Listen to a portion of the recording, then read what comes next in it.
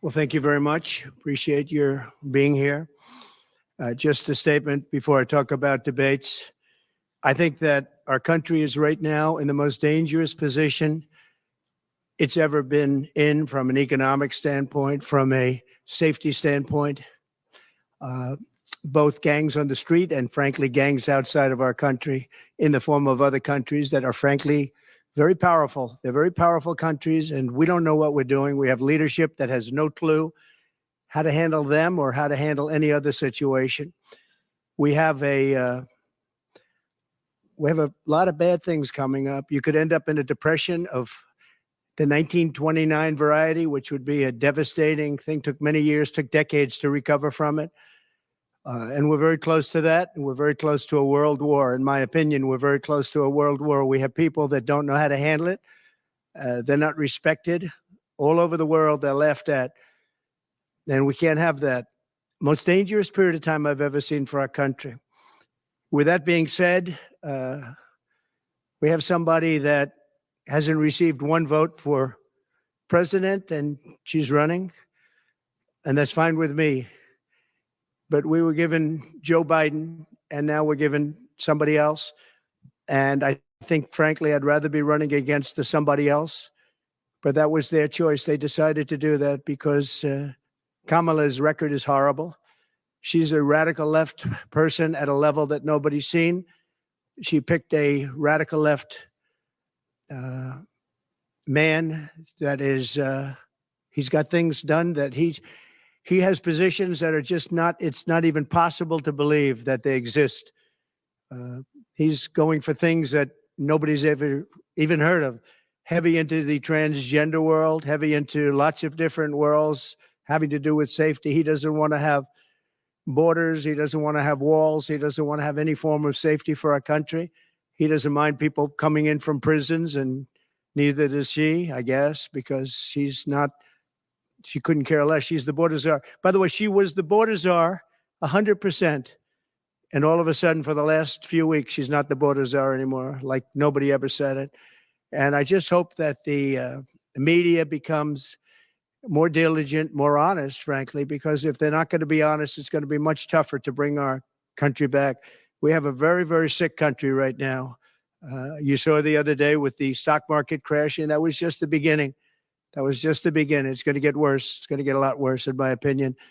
And fortunately, we've had some very good polls over the last fairly short period of time. Rasmussen came out today. We're substantially leading, and others came out today that we're leading, and in some cases substantially. I guess MSNBC came out, or CNBC came out also with a poll that was, has us leading, and leading fairly big in swing states. In some polls, I'm leading very big in swing states because they want safety. People want safety. They want security. They want respect all around the world for our country. They don't want this horrible culture that is developing, a culture of no common sense. It's really a culture of no common sense, and it's not what anyone wants. We want to have a safe country. We want to have a strong military. We want low interest rates, and we want to be able to have the American dream. We want to be able to have our youth be able to buy homes, housing, get good jobs. And we're really just at the opposite right now. It's so sad to see. But as a border czar, she's been the worst border czar in history, in the world history. I think the number is 20 million, but whether it's 15 or 20, it's numbers that nobody's ever heard before. 20 million people came over the border during the Biden-Harris administration. 20 million people, and it could be very much higher than that. Nobody really knows what the number is. Nobody knows. Nobody has a clue. And the gotaways, they call them the gotaways. The gotaways are at numbers. Somebody was quizzing me on it the other day. No, I don't think so, sir. I don't think so. They have no idea what those numbers are, but they're much higher than you would think. Just like far more people were killed in the Ukraine-Russia war than you ever report. Just like the October 7th would have never happened. Russia would have never hit Ukraine had the election result been called differently. It was a very bad call, but Russia would not have attacked Ukraine. October 7th in Israel would have never happened. You wouldn't have inflation. A lot of great things would have happened, but now you have millions and millions of dead people. and you have people dying financially because they can't buy bacon, they can't buy food, they can't buy groceries, they can't do anything. And they're living horribly in our country right now. With all of that being said, I think it's very important to have debates. And we've agreed with Fox on a date of September 4th. We've agreed with NBC, fairly full agreement, subject to them, on September 10th. And we've agreed with ABC on September 25th. So we have those three dates, and those networks, they're very anxiously awaiting that date and those dates. So we have September 4th, September 10th, and September 25th. We have spoken to the heads of the network, and it's all been confirmed, other than some fairly minor details. Audience, some location, which city would we put it into, but all things that will be settled very easily. I think it'll be very easy. The other side has to agree to the terms. They may or may not agree. I don't know if they're going to agree. She hasn't done an interview. She can't do an interview. She's barely competent, and she can't do an interview. But I look forward to the debates because I think we have to set the record straight. Why is it that millions of people were allowed to come into our country from prisons, from jails, from mental institutions, insane asylums, even insane asylums? That's it's a mental institution on steroids. That's what it is. When you see the people that are coming into these are institutions that are being emptied out, not in South America, all over the world, including South America, all over the world. Prisons are being emptied out into our country because we have a president that's the worst president in the history of our country. We have a vice president who is the least admired, least respected, and the worst vice president in the history of our country, the most unpopular vice president. And because of political reasons or because of being politically correct, even though she never received a vote. Don't forget, she was the first one defeated, as I remember it, because I watched it very closely, but she was the first one. She never made it to Iowa, the first state. She never made it to Iowa. She was the first one that was defeated.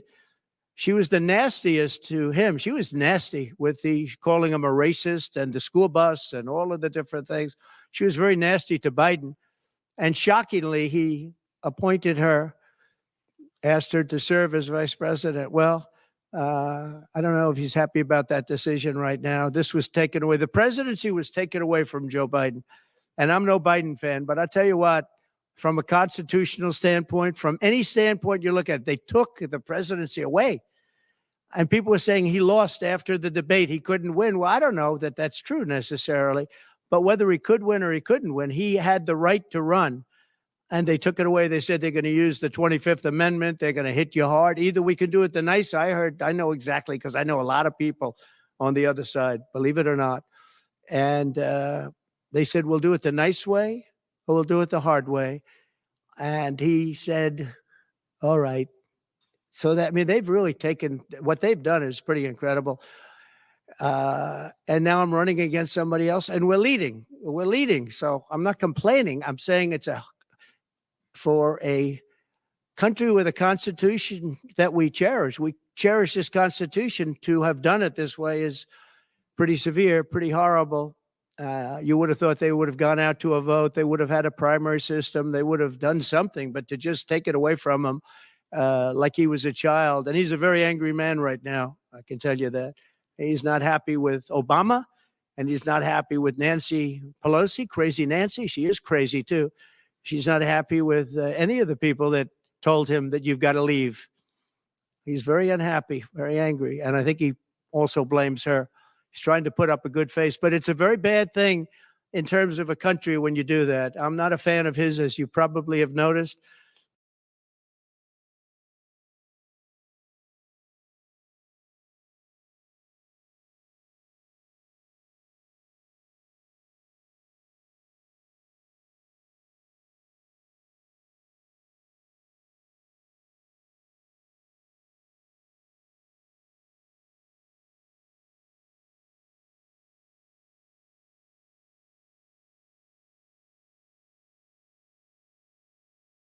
And he had a rough debate, But that doesn't mean that you just take it away like that. Or you go out to a vote, you do something. He had 14 million votes. She had no votes. She got no votes. And I think she's crashing. I think when people find out, and I think people are starting to find out what a bad job she did, what a bad job she did on the border. She's trying to say she had nothing to do with the border. She had everything. She was appointed to head the border. And then they said, border czar, oh, she loved that name. She loved that name. But she never went there. She went to a location once along the border, but that was a location that you would love to go and have dinner with your husband or whoever. That was a location that was not part of the problem. That was not really going to the border. So essentially, she never went to the border.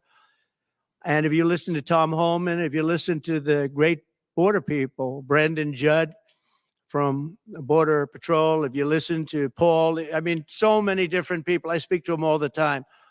And I did when I was president. We had the best border in the history of our country. Now we have the worst border in the history of the world. Millions of people coming in, and our country cannot sustain it. Our country is going down because of this, because of incompetent people. So I just look forward to these debates. I think it's very important that we have them. I hope she agrees to them. September 4th, September 10th, September 25th. And I think they'll be very revealing. I think they'll be very revealing. Do you have any questions, please?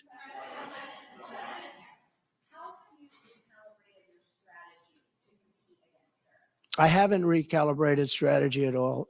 It's the same policies, open borders, weak on crime. I think she's worse than Biden because he got forced into the position. She was there long before. She destroyed San Francisco. She destroyed California as the AG. But as the DA, she destroyed San Francisco. A friend of mine, Bob Tisch, all know the Tisch family. He was in many cities with companies. He said the greatest city in the country is San Francisco. That was about 20 years ago. And he passed away a while ago, and he would be looking down and said, what happened? He thought it was the best city in the country. He had divisions there, lows. And he would be looking down in horror now when he sees she destroyed no cash bail, weak on crime. She's terrible. And yet they weaponized the system against me. They have me. I got so many lawyers.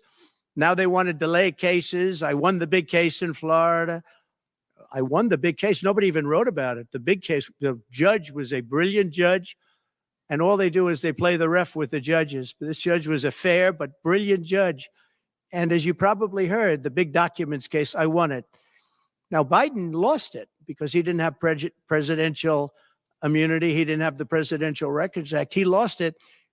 But the special, I call it prosecutor, special counsel, special prosecutor to me, he appointed by him and appointed by Garland, he said the man's incompetent. He can't stand trial, but he can run for president. But we no longer have to worry about that because we have somebody that, in my opinion, is more incompetent.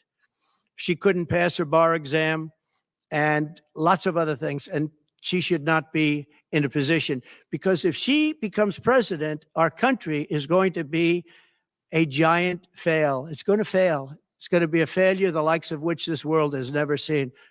Yeah, please. No, how about you?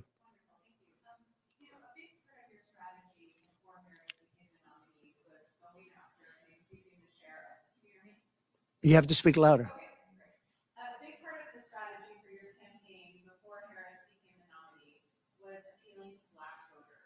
Yeah. You were really going after. In polls, we really see Harris being out with that group. And I'm wondering how you are going to go after Black voters now that she's the nominee and really winning the vote. Well, it changes around a little bit. I'm getting other voters. Perhaps, I was doing very well with Black voters, and I still am. I seem to be doing very well with Black males. This is according to polls, as you know. It's possible that I won't do as well with Black women, but I do seem to be doing very well with other segments, extremely well with Hispanic. Jewish voters way up. White males way up. White males have gone through the roof. White males way up. Now, I don't know. All we're doing is giving you the stats that you have. It could be that I'll be affected somewhat with Black females where we're doing pretty well. And I think ultimately they'll like me better because I'm going to give them security, safety, and jobs. I'm going to give them a good economy. We have a very bad economy right now. We could literally be on the throes of a depression, not recession, a depression. And they can't have that. They can't have that. So I think I'm going to do well with everybody, especially when the facts are right. Yeah, please, in the back.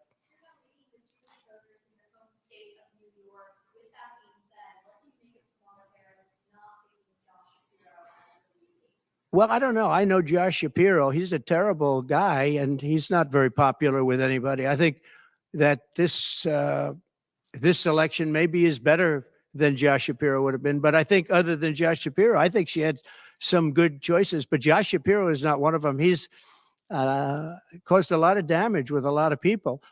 And I don't think he would have been better. I think he would have been maybe the equivalent, maybe not as good. But they had some people that they were looking at that were good, far superior to her. They actually had a story where they had everybody, including, they had like 10 people that she was looking at and her. And they said she was the worst of all. In other words, she was the worst out of the 10 people and her.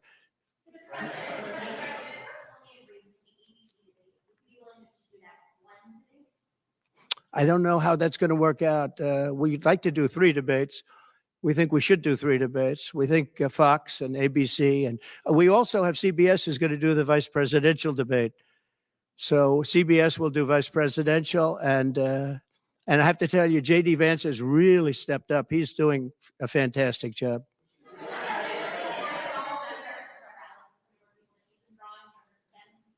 Say it. Are you worried at all about the size of Harris's crowds? Oh, give me a break. Listen. I had 107,000 people in New Jersey. You didn't report it. I'm so glad you asked. What did she have yesterday? 2,000 people? If I ever had 2,000 people, you'd say my campaign is finished. It's so dishonest, the press. And here's a great example. I had in Michigan recently 25,000 people, and 25,000 people we just couldn't get them in. We had in Harrisburg 25,000 people, and 20,000 people couldn't get in. We had so many, nobody ever mentions that. When she gets 1,500 people, and I saw it yesterday on ABC, which they said, oh, the crowd was so big. I have 10 times, 20 times, 30 times the crowd size. And no, they never say the crowd was big. That's why I'm always saying, turn around the cameras. I'm so glad you asked that. I think it's so terrible when you say, well, she has 1,500 people, 1,000 people, and they talk about, oh, the enthusiasm. Let me tell you, we have the enthusiasm. The Republican Party, and me as a candidate, but the Republican Party has the enthusiasm because people want to see crime stopped. They want to see a country that's respected. Think of it. If I were president, you wouldn't have Russia and Ukraine, where it never happened. 0 chance. You wouldn't have had October 7th of Israel. You wouldn't have the horrible withdrawal. And I don't mean the withdrawal, because the withdrawal was fine. I was ready to withdraw from Afghanistan, and we were going to do it with dignity and strength. And we were keeping our equipment. We weren't leaving $85 billion worth of equipment behind. And we wouldn't have had 13 great soldiers. I know the families of those soldiers well. We wouldn't have had these soldiers killed. And we wouldn't have had 45 soldiers obliterated. No legs, no arms, the face. None of that would have happened. And you wouldn't have had inflation. You wouldn't have had any inflation, because inflation was caused by their bad energy problems. Now they've gone back to the Trump thing because they need the votes. I don't know if you know, they're drilling now because they had to go back because gasoline was going up to $7, $8, $9 a barrel. So they said, we better do what Trump. But the day after the election, if they won, you're going to have fuel prices go through the roof. Everybody's going to be forced to buy an electric car, which they're not going to do because they don't want that. It's got a great market. It's got a market. It's really a sub-market. People want gasoline-propelled cars. They want hybrids. They want to have everything, and they want electric. But they want everybody to have an electric car. We don't have enough electricity. We couldn't make enough electricity for that. And you know what else? The weight of a car, the weight of a truck. They want all trucks to be electric. Little things that a lot of people don't talk about. The weight of a truck is 2.5 times heavier. You would have to rebuild every bridge in this country if you were going to do this ridiculous policy. So, but on crowd size, in history, for any country, nobody's had crowds like I have. And you know that. And when she gets 1,000 people and everybody starts jumping, you know that if I had 1,000 people would say, that's the end of his campaign. I have hundreds of thousands of people in South Carolina. I had 88,000 people. In Alabama, I had 68,000 people. Nobody says about crowd size with me, but she has 1,000 people or 1,500 people, and they say, oh, the enthusiasm's back. No. The enthusiasm is with me and the Republican Party because they want to stop crime. They want to stop people from pouring into our country from places unknown and from countries unknown, from countries that nobody ever heard of. That's where the enthusiasm is.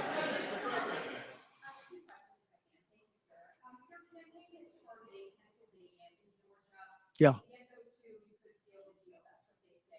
How important is it to you, and is it salvageable for you to be able to repair the relationship with Governor Kemp? I don't know. I don't know if I can or not. I got him elected. Without me, he wouldn't be governor. I got him elected. He was doing terribly. I got him elected. With that being said, I hope we can repair it. But if we don't, the people are still the people, and they're going to vote. We're leading in Georgia by a lot. We're leading in Pennsylvania by a lot. So, but I don't know. Now in Pennsylvania, I have great relationships. In Georgia, I do too, but unfortunately not with the governor. I've never understood it. When you get somebody elected, they're supposed to like you. He's not exactly for some reason, and you'll have to ask him about that. Yeah, I'd love to see it get repaired. I think that if we don't win Georgia, Georgia is a big win, is a big state. So I won Alabama by a record. Nobody's ever gotten that many votes. I won South Carolina by a record. You don't win Alabama and South Carolina by records and lose Georgia. It doesn't happen. And the people of Georgia understand that. There was tremendous anxiety and problems in Georgia. A lot of people say, what happened? And we have to, all we want is honest elections. If we have honest elections in Georgia, we have honest elections in Pennsylvania, we're going to win them by a lot.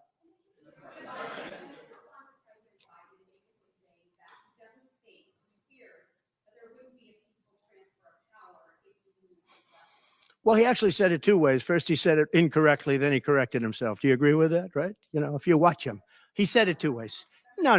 I mean, he said it two ways because he doesn't really know what he's saying. Why didn't he bring it up at the debate? You know, he had a chance for 90 minutes to bring it up at the debate. He could have talked about that at the debate, and he didn't do it. Everyone said, oh, he said this and he said that. He's just, you know, they give him something to read off. He read it very badly because he actually said it the opposite. Then he had to go back and correct himself. He said the opposite. He should have brought this up at the debate. If he had a problem, of course there'll be a peaceful transfer. And there was last time, and there'll be a peaceful transfer. I just hope we're going to have honest elections. That's all. Okay?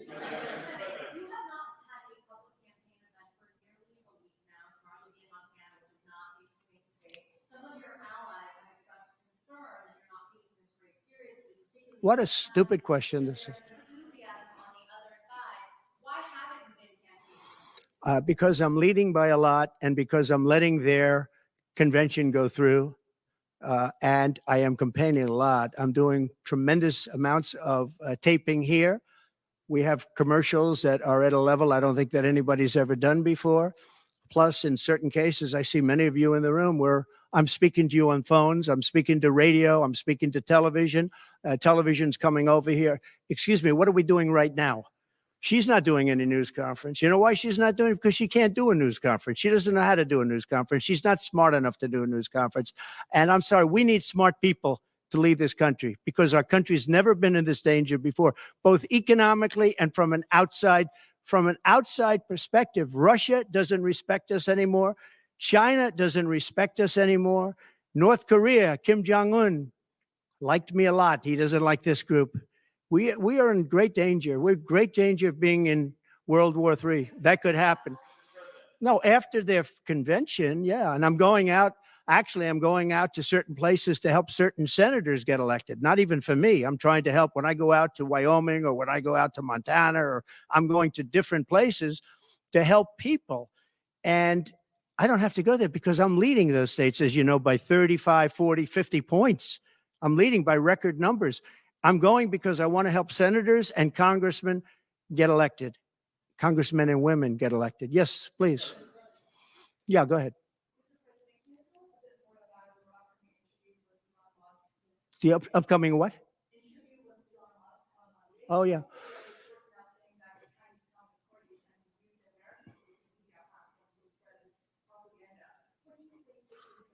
Yeah, the Elon Musk. So, yeah, sure. So Elon called me. As you know, he endorsed me full-throated. Great endorsement. I respect Elon a lot. He respects me.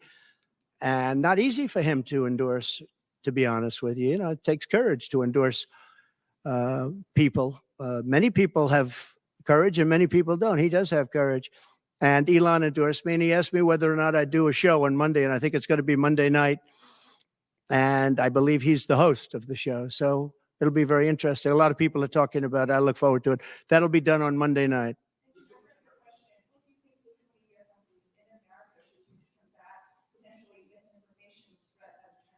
Well, you have a lot of misinformation spread about China, and you have a lot of misinformation spread about a lot of different places. I think I'm going to get along great with China. President Xi of China and I were very good friends. We met right here, right in that, except we had a beautiful sofa there, as opposed to what we have right now. Right now, we have you. But President Xi and I had a very good relationship until COVID. And I held him responsible for COVID. It broke up our relationship. But I think we're going to have a great relationship. And I think it's going to be mutually beneficial. But we cannot have it where China is taking advantage of the United States. And that's what they were doing, as you very well know. Yes, please.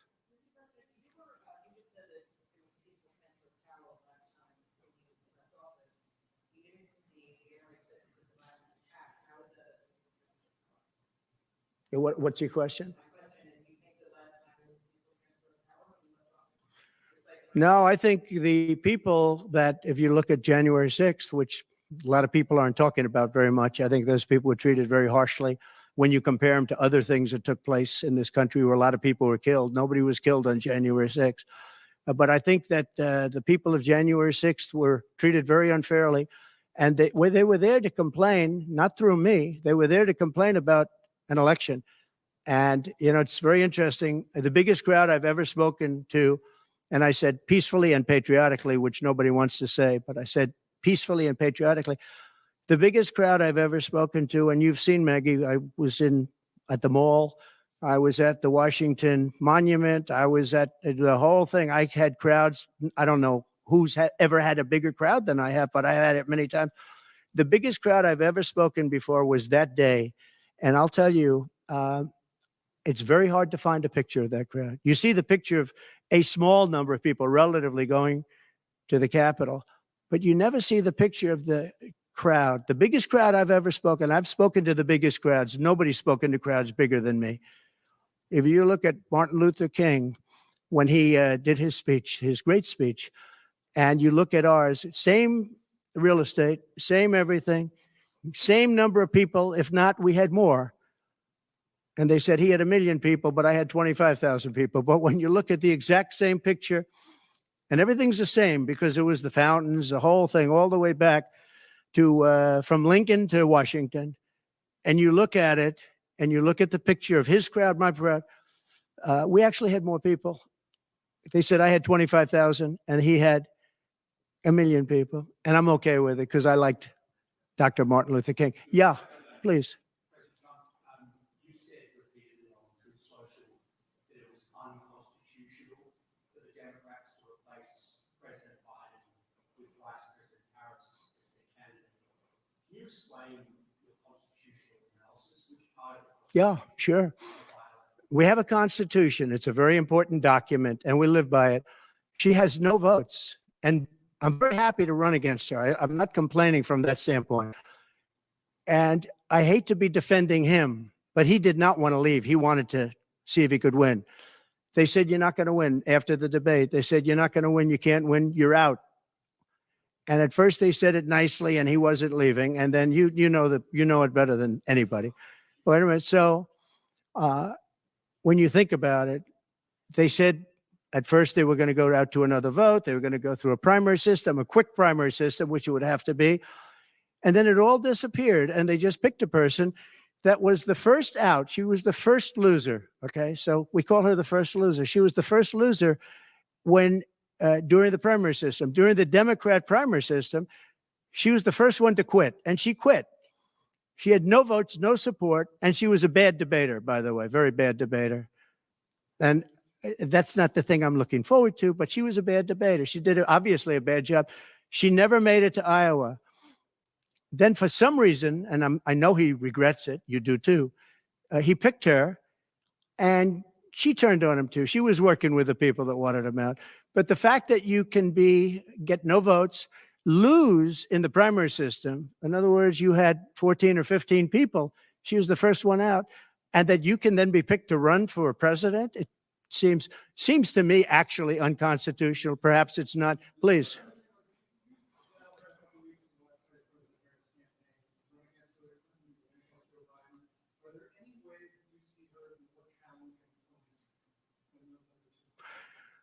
So I've run against Hillary, and I've run against various other people.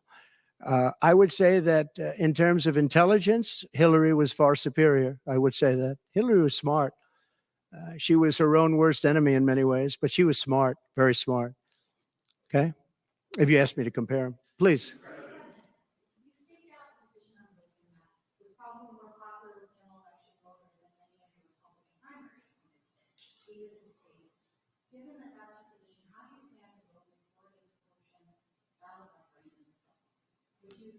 Would you repeat that question, please? You have to speak up. It's a hard room because it's very big, if you know. So this is worth $18 million. Oh, I see.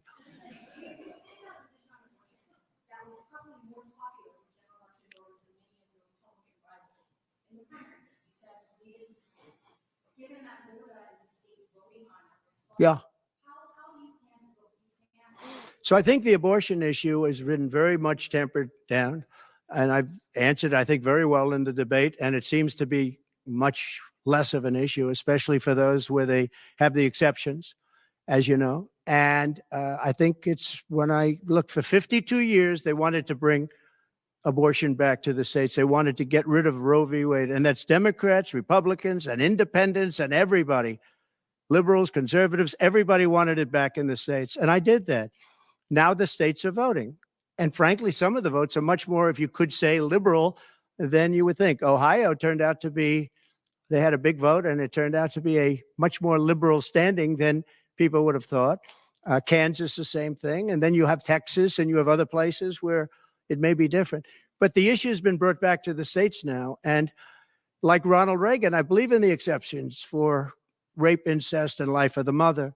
I believe strongly. I think that that's a very important thing. I think when you have to follow your heart. But when you don't believe in the exceptions, I think it's much tougher. It's a much tougher issue.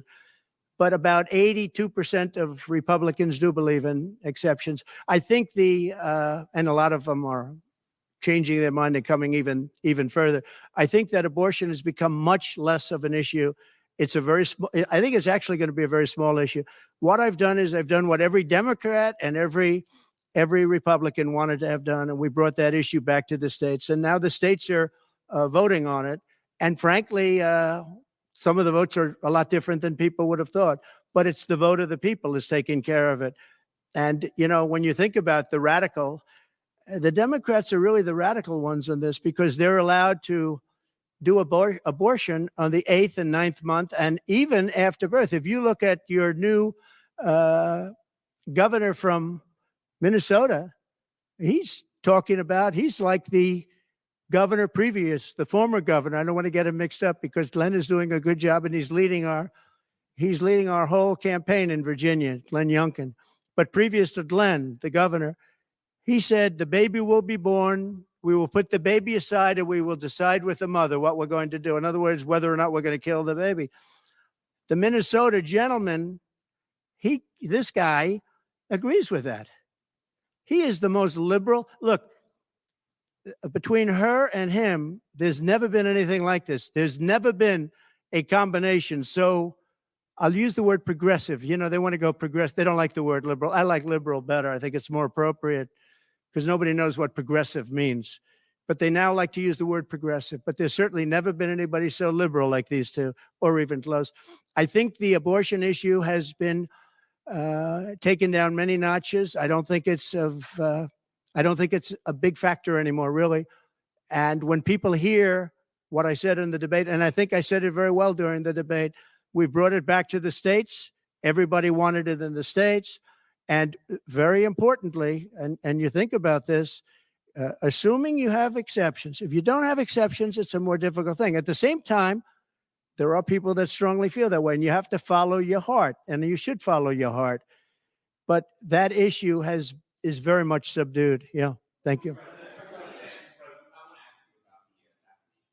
About who? Yes.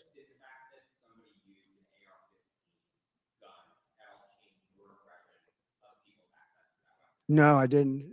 Look, if you take away guns, she wants to take away everyone's gun. If you take away guns, can't do it because people need the guns for protection. Now, entertainment, they want it, hunting, they want, different things, but they need weapons for protection in this country. People live out in the woods and they're not going to have a gun. If you look at some countries, I don't want to get them in trouble, but some countries have actually gone the opposite way. They had very strong gun laws, and now they have gone the opposite way, where they allowed people to have guns, where in one case they encouraged people to go out and get guns, and crime is down 29%. And remember this, what is the toughest gun law in the United States? Chicago. On July 4th, 117 people were shot and 17 died. The toughest gun laws in the United States are in the city of Chicago. You know that. They had 117 people shot. Afghanistan does not have that. Afghanistan, by the way, was the lowest point in the history of our country, in my opinion. That was the worst embarrassment to the history of this country. And I say Putin would not have gone into Ukraine if that didn't happen. When he saw the incompetence of Milley and all these guys that are incompetent, when he saw that happen, when they took out the soldiers first, they took out the soldiers first.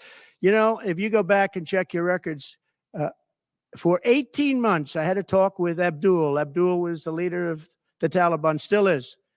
But I had a strong talk with him. For 18 months, not one American soldier was shot at or killed, but not even shot at. 18 months, and then we had the disaster of the lift, where people were falling off airplanes from 3 times the height of the World Trade Center. I mean, terrible. But now our country has to be respected again. Please. Go ahead, please.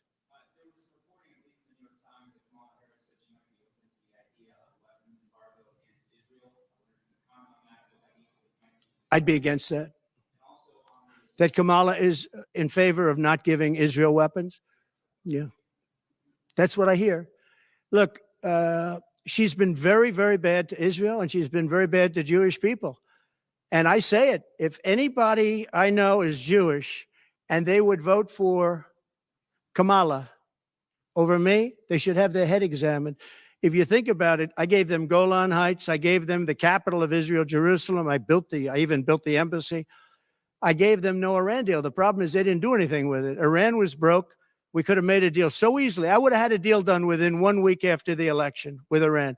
Iran can't have a nuclear weapon. It's very simple. We would have gotten along with Iran.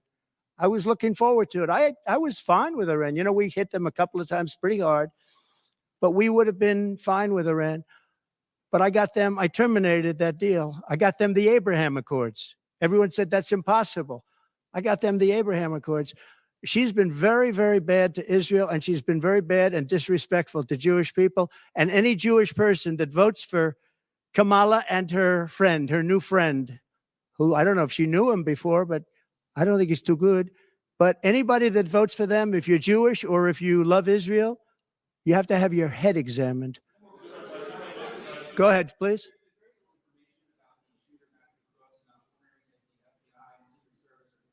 They have. The FBI came to see me about the shooter. I think they've done a very good job.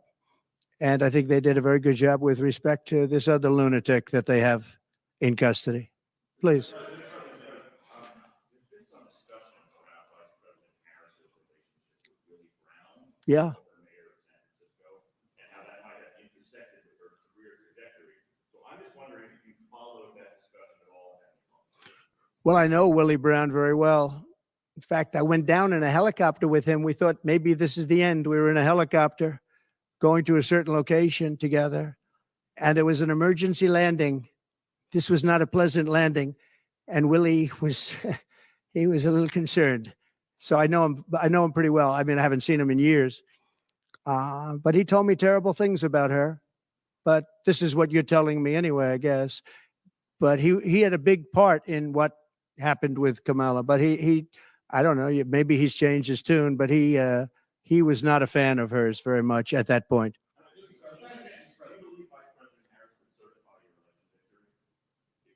Yeah, I do. Go ahead. On what?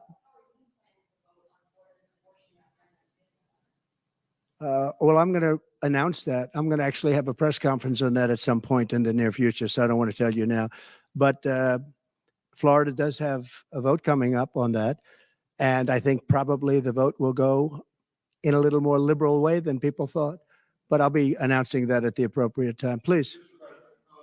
Your tax cuts from your administration will be coming up, fairly soon and potentially expiring. I wanted to ask you specifically about the tax code favoring parents versus people who don't have children. There are a number of tax breaks. Yeah. Oh, we gave tremendous for childcare and all of that. No, our tax cuts, which are the biggest in history, our tax cuts are coming due, as you know, very soon. And if the Democrats don't renew them or make it impossible to renew because it's pretty close in terms of vote, if they don't renew them, it's the equivalent of having a 4 times tax increase from what you have right now, and it'll destroy the economy. I think they're under tremendous pressure to do it. I've never seen, all my life I grow up and I watch politics, and I used to be on the other side of politics first, then I run for office. But in all the years of studying politics, I've never seen people get elected by saying, we're going to give you a tax increase. These guys get up, think of it. We're going to give you no security. We're going to give you a weak military. We're going to give you no walls, no borders, no anything. All these things they're doing. I mean, the transgender became such a big thing, but they do all of these things, but they always say, we're going to give you a tax increase. I never heard anybody campaign on a tax increase. A politician has always said, I will cut taxes. I'll give you one example. Social Security. They're going to destroy Social Security. I am going to leave Social Security. I'm not raising the years. I'm not raising the age. I will be saving Social Security, and I'm going to work it out that there's no tax on Social Security for seniors. I'm also doing no tax on tips. No tax on tips. So waiters, waitresses, caddies, people that drive cars, people that get tips who have been harassed by this government, we're going to have no tax on tips. That's a big thing. Yeah.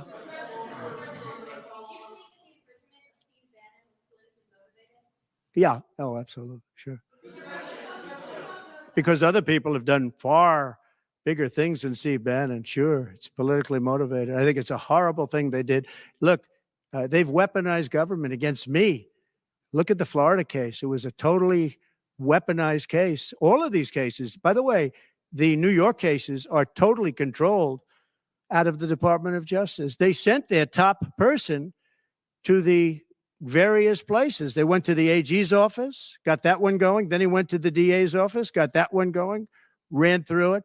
No, this is all politics, and it's a disgrace. Never happened in this country. It's very common that it happens, but not in our country. It happens in banana republics and third world countries, and that's what we're becoming. We have no borders. We have bad voting regulations. Anytime you have mail-in ballots, you're going to have problems. France learned that lesson. France had all mail-in voting, and they went back to paper ballots, voter identification, voter ID. They went back to a normal system, one-day voting.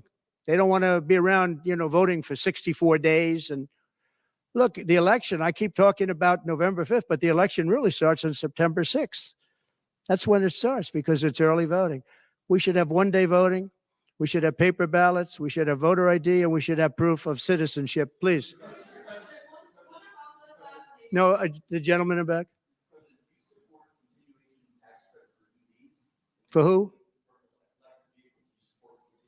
You're going to have to talk louder, sir. Do you support continuation of tax credits for EVs? And secondly, what sort of political Elon is a very different kind of a guy. He's a very big believer in the country, but he's very worried about the country. He's very worried about the country. And I don't know if it's good for him politically to have supported me, although I think we have a vast majority of this country does support me. But Elon, more than almost anybody I know, I mean, he loves this country. He loves the concept of the country. But like me, he says this country is in big trouble. It's in tremendous danger. Okay, please. Polls suggest overwhelmingly that Americans trust you more than Kamala Harris to fix the U.S. economy. I like this guy. I like him. What message do you have to Americans, sir, who are struggling to pay for everyday Yeah. groceries, rent? The polls have suggested. There are some polls that say we're going to win in a landslide. People are voting with their stomachs, meaning they're going to the grocery store. They're paying 50, 60, 70% more for food than they did just a couple of years ago. Look at what's happened to energy. Look at what's happened not only to their cars, where gasoline's gone from $1.87, and we had moments when it was below that, but it's gone from $1.87 to $5, $6, and $7. And they take the strategic national reserves and they take it out, even though it's peanuts compared, it doesn't last long. But they're virtually empty now. We've never had it this low. And he's using that to keep the gasoline prices as low as possible. He's sucked all of the oil out, essentially the gasoline, to keep the price down a little bit, and it's had very little impact.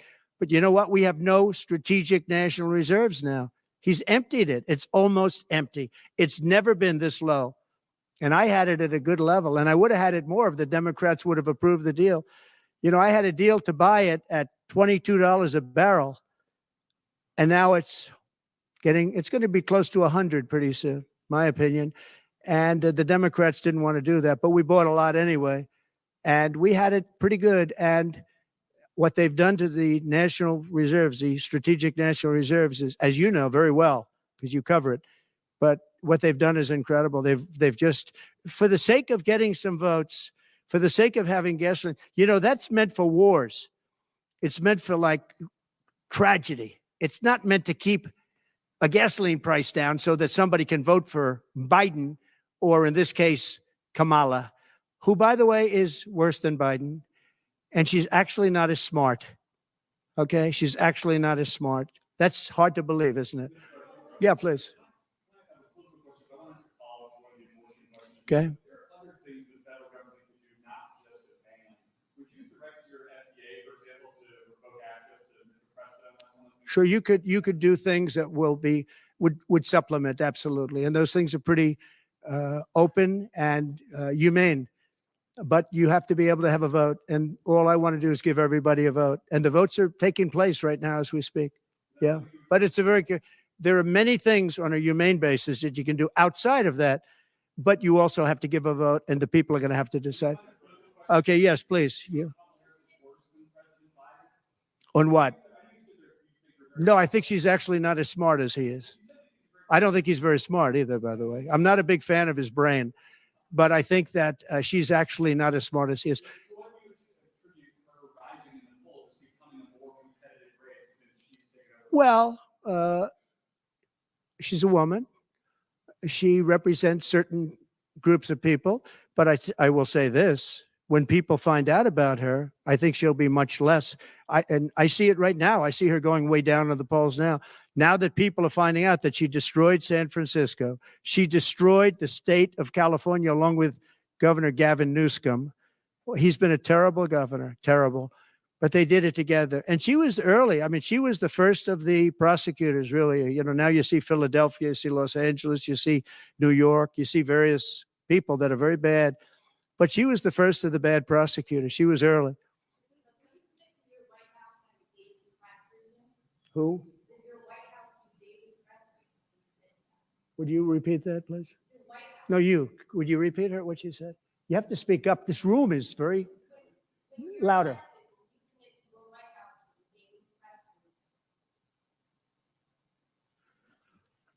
Do you hear her? A daily press briefing? Why would I do that? I would give you all the press briefings you want. Look what I'm doing here.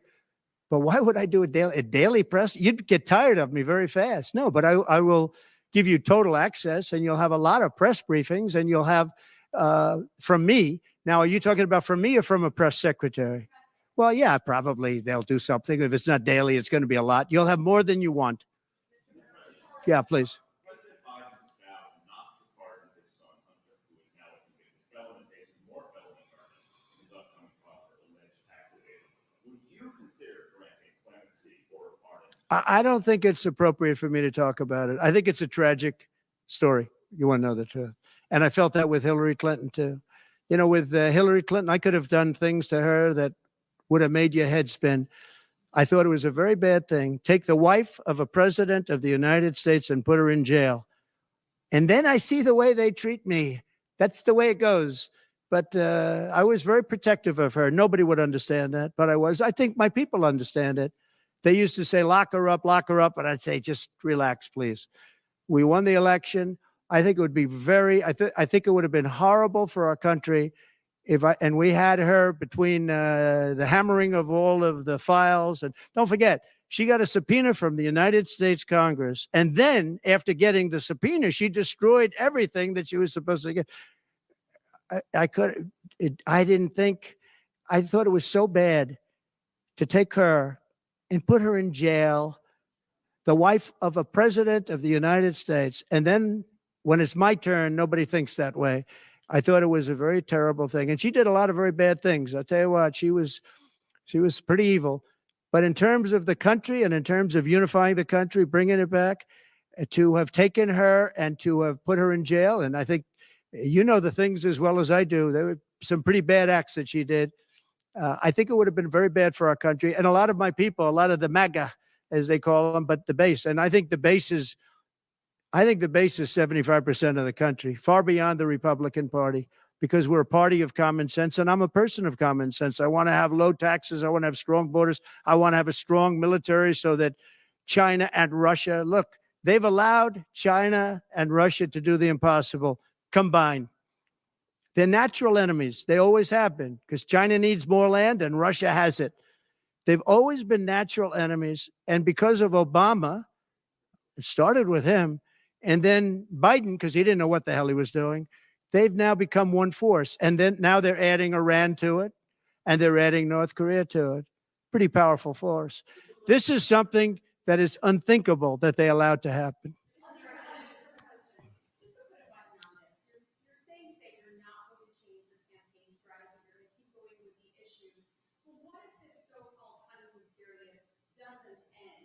Oh, it's going to end. The honeymoon period's going to end. Look, she's got a little period. She's got a convention coming up.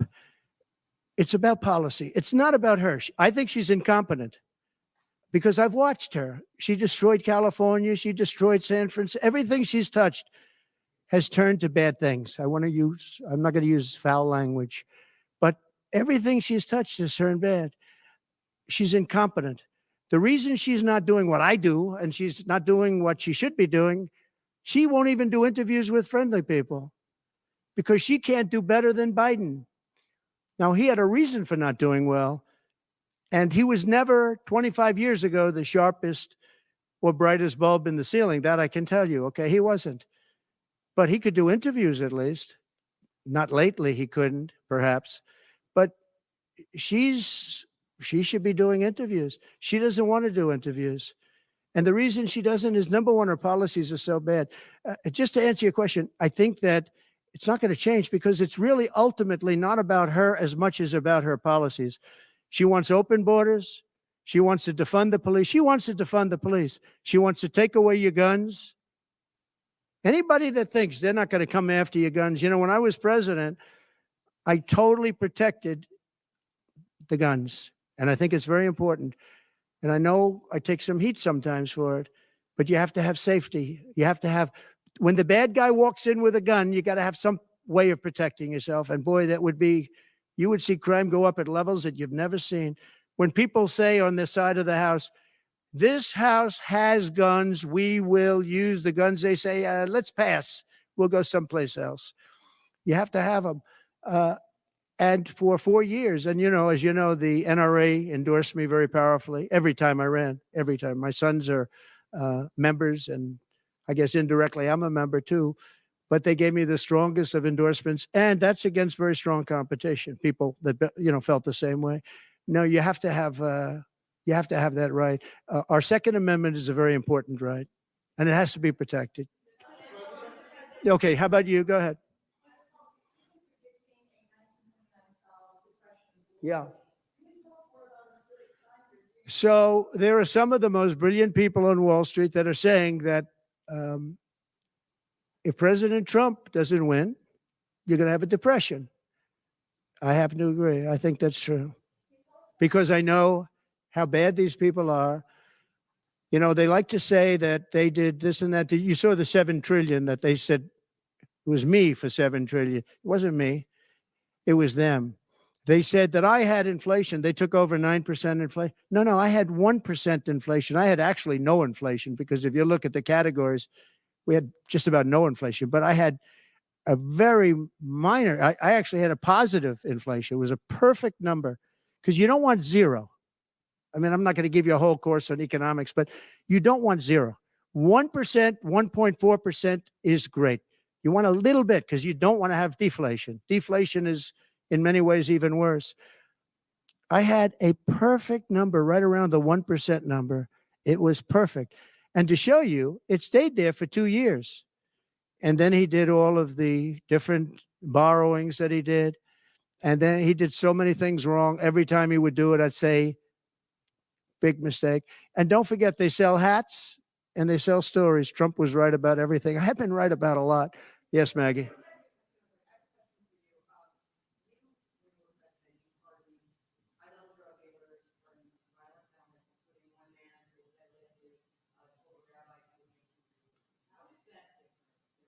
Well, we had a commission like other people do, and it's always complicated and it's always controversial. And we had commissions that, and I think of respected people, many of the people on the commission, and they would recommend to me certain pardons for certain people. Some people were treated very harshly. A fantastic woman, as you know, she served 24 years for being on a phone call having to do with drugs. You know who I'm talking about. She was great. And she had another 24 years to go. And it was largely about marijuana, which in many cases is now legalized. Okay, but we had many very highly regarded people on a commission, and they'd recommend, and they'd put a reason why.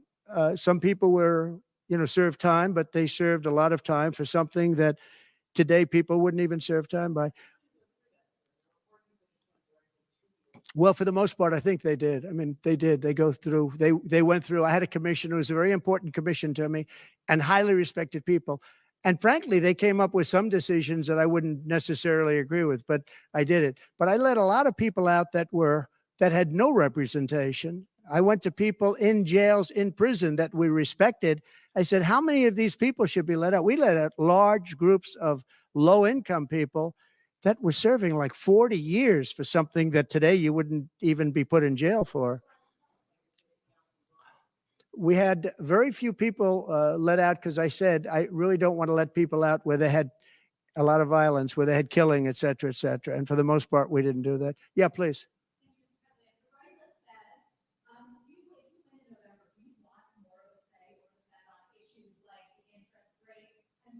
On defense? Federal Reserve. Right. Well, look, the Federal Reserve is a very interesting thing, and it's sort of gotten it wrong a lot. And he's tending to be a little bit late on things. He gets a little bit too early and a little bit too late. And, that's very largely it's a gut feeling. I believe it's really a gut feeling. And I used to have it out with him. I had it out with him a couple of times very strongly. I fought him very hard. And, we get along fine. We get along fine. But I feel the president should have at least say in there. Yeah, I feel that strongly. I think that in my case, I made a lot of money. I was very successful. And I think I have a better instinct than, in many cases, people that would be on the Federal Reserve or the chairman. Yeah. People going to prison for marijuana. Yeah. Harris supports rescheduling marijuana and also says that no one should go to prison for marijuana offense. Do you agree with that? Well, as we legalize it, I start to agree a lot more because, you know, it's being legalized all over the country. Florida has something coming up. I'll be making a statement about that fairly soon. But as we legalize it throughout the country, whether that's a good thing or a bad thing, it's awfully hard to have people all over the jails that are in jail right now for something that's legal. So I think obviously there's a lot of sentiment to doing that. Yeah, please. Mr. President, Kamala Harris is Jamaican. And she went to a historically black college.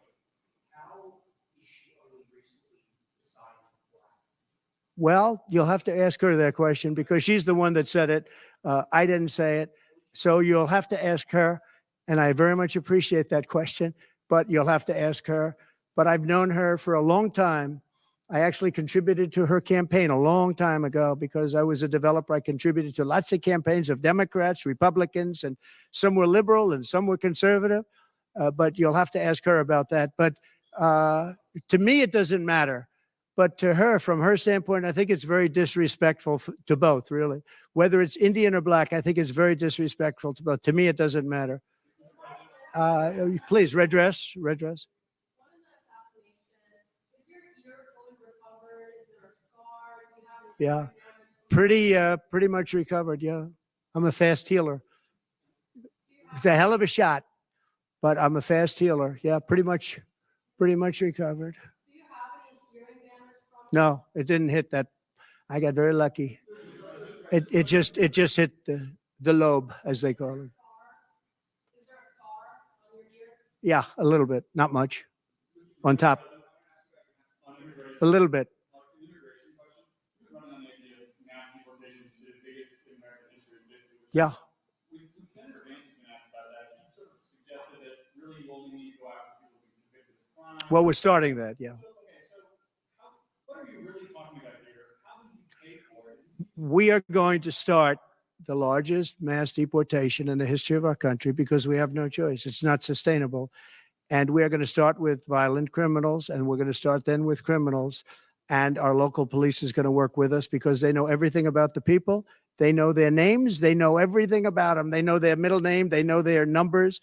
And as you know, the other side is trying, look, for years I wondered, why are they allowing these people to come in at levels like this? It was incredible. And I said two reasons. They're either really stupid, and I don't believe they're stupid, because anybody that can cheat on elections like they cheat is not stupid. Or, in the alternative, they have bad motives or they hate our country. And I used to think they hate our country. But lately I've seen where they're trying to sign these people up to vote. And they have to stop. They cannot let illegal immigrants vote in this upcoming election. All right, one more question. Go ahead, one more. Make it a good one, please. Regarding Social Security tax for seniors. Right. Experts say that the policy can increase the deficit by $1.6 trillion. So how would it work for you? We have so many ways of making money in this country. We're not going to affect our Social Security. We're not changing it. And I proved that over 4 years. And we're going to do it. It's very unfair to people. They spend their life and they're great citizens and they pay in. We're not going to charge tax to Social Security, the seniors. We're not going to do it. We're not going to charge. And also tax. I say the two things. We're going to have no tax on seniors, Social Security, and we're going to have no tax on tips. Very simple. And we are a country that has so many different ways to make money. We have under our feet more liquid gold, I call it oil and gas, than any country in the world, much more than Saudi Arabia, much more than Russia.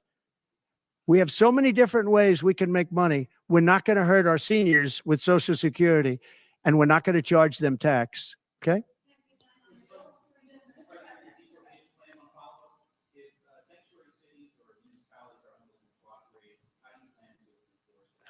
We should not have sanctuary cities. Sanctuary cities is a way of protecting criminals, and we should not have sanctuary cities. And if you go to California, and I know it well, I have property out there, great property. If you go to California and you ask the people of California, do they like the idea of sanctuary cities? They don't like it. They're tired of it. They're tired of crime. They're tired of what's happened to our country. Our country's become a crime-ridden mess, and we're going to stop it on November 5th. Thank you very much, everybody. Thank you. Thank you.